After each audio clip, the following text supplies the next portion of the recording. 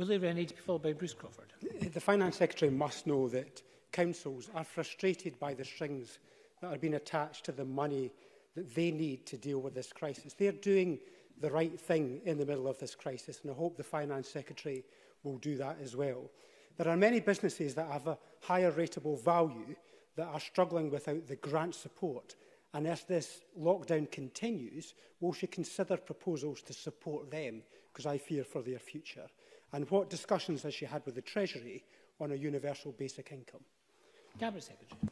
Thank the member for those points. And in terms of local government is doing the right thing. Again, I've been blown away by the way in which employees across local government have stepped up to the plate, most of them working from home, most of them working incredibly long hours in order to, for example, get grant support out.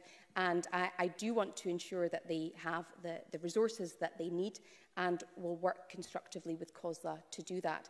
In terms of businesses that I'm assuming he's meaning above the £51,000 threshold in rateable value, I recognise that that's a gap. That's why one of the main reasons that we put in place the £100 million fund, and in particular the Pivotal Enterprises Resilience Fund, was designed to try and support those businesses that are too big for grant funding but are key to local economies. They often support a much wider supply chain and keep many jobs going. So that fund was designed to help that.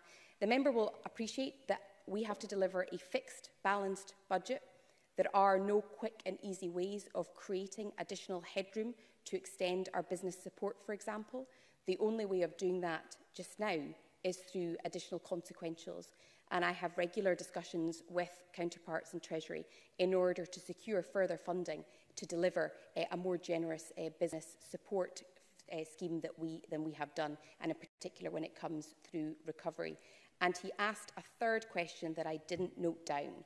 So I universal basic income. Oh, and universal basic income. Yes, again, it's when it came to just briefly when it came to mobilising the systems we have, whether it was through local authorities or enterprise agencies, the thing that constantly struck me was that the fastest way of getting support directly into people's pockets was through HMRC. There was no other scheme, and of course the management of HMRC is reserved.